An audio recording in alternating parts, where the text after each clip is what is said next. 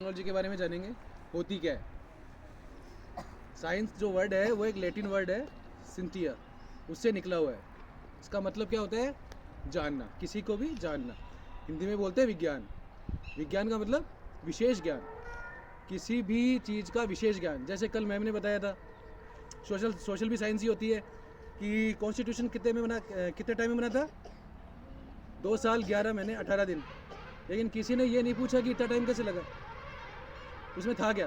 1935 का अधिनियम था, दूसरे देशों से लिए हुए आर्टिकल्स थे, फिर भी 3 साल कैसे लग गए?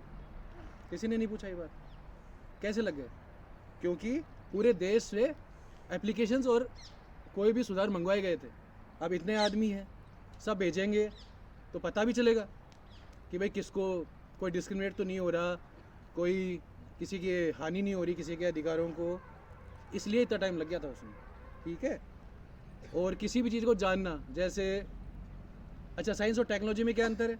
टेक्नोलॉजी होती है किसी भी साइंस का इस्तेमाल करके जीवन को सरल बनाना। जैसे बर्तन बनाना है, पहले नहीं बनते थे, अब बर्तन बनने लगे, अपन आराम से काम करते हैं।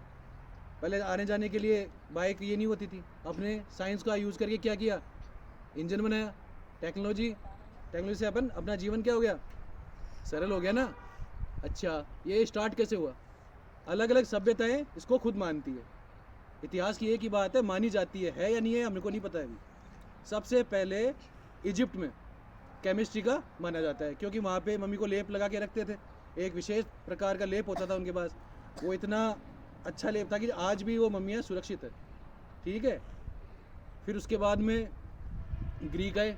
आप एक बात पढ़ते होंगे बायोलॉजी में, कोई भी बीमारी है, कुछ भी, इसका लेटिन नाम ये है, पढ़ते हो ना?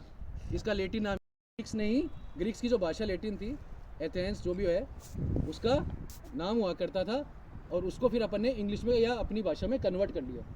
इंडिया में क्या होता है? इंडिया में सुश्रुत संहिता होती है सर्जरी के लिए, चरक संहिता जनरल मेडिसिन के लिए होती है। साइंस का यूज तो हुआ है, हर सभ्यताएँ अपना अपना बताती है कि भाई इसकी खोज हमने की, इसकी खोज हमने की। समझ गए? उसके बाद में एक डार्क एज आई। उस टाइम डार्क एज बोलते हैं जब साइंस पे धर्म भारी पड़ गया। उस टाइम अंधविश्वास इतने फैले कि साइंस को भुला दिया गया। फिर आया रेजिनेंस, पुनर्जागरण में क्या हुआ? अलग अलग खोजें हुई, जैसे वोल्टेयर है, रूसो है, बताया मैंने आपको, अरस्तु है, अरस्तु को विज्ञान का जनक माना जाता है, गैलीलियो है। लेकिन शुरुआत में जब इन्होंने बातें बताई, जैसे किसी ने बताई पृथ्वी के चारों ओर सूरज घूमता है, ये कौन बोलता था? चर्च बोलता था। उसने कहा नहीं, सूरज के चारों ओर पृथ्वी घूमती है। तो क्या किया गया? उनको जान से मार दिया गया, जहर का पहला दे दिया गया।